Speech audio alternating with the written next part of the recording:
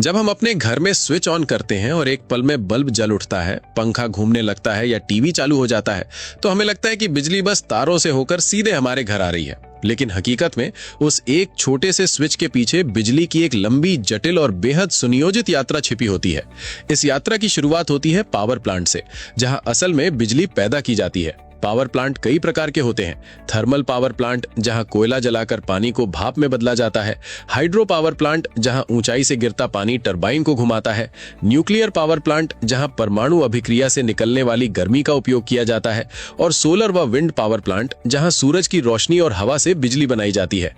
इन सभी में एक चीज समान होती है, टरबाइन और जनरेटर।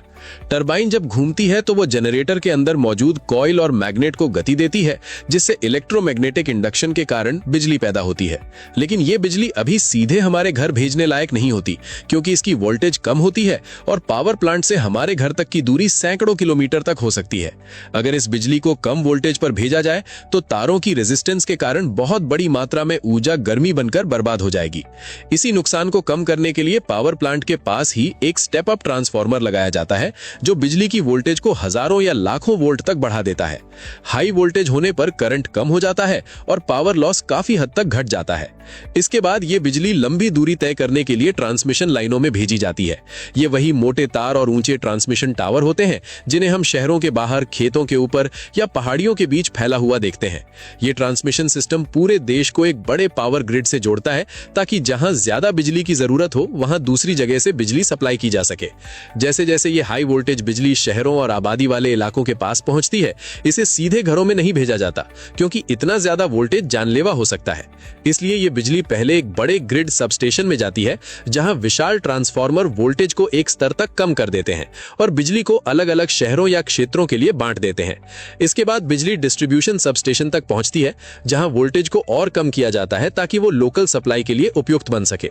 अब ये बिजली खंभों पर लगे तारों या अंडरग्राउंड केबल्स के जरिए आपके मोहल्ले तक पहुंचती है। गली या सड़क किनारे लगा जो ट्रांसफार्मर आप अक्सर देखते हैं, वही डिस्ट्रीब्यूशन ट्रांसफार्मर होता है, जो लगभग 11,000 वोल्ट की बिजली को घटाकर 230 वोल्ट कर देता है। यही वो वोल्टेज है जो हमारे घरों के उपकरण सुरक्षित तरीके से इस्तेमाल कर सकते हैं। इसके बाद बिजली आपके घर के मीटर में प्रवेश करती है, जहां आपकी खपत को रिकॉर्ड किया जाता है और फिर ये एमसीबी, फ्यूज, अर्थिंग और अन्य सुरक्षा सिस्टम से होकर आपके स्विच बोर्ड तक पहुंचती है। इस पूरे सफर में बिजली सेकंड के बहुत छोटे से हिस्से में पावर प्लांट से लेकर आपके घर तक का सफर तय कर लेती है।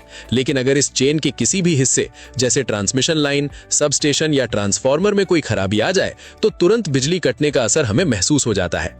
सरल शब्दों में कहा जाए तो आपके घर तक पहुंचने वाली बिजली सिर्फ तारों के जरिए नहीं आती, बल्कि ये विज्ञान, इंजीनियरिंग, सुरक्षा और योजना की एक पूरी श्रृंखला से होकर गुजरती है।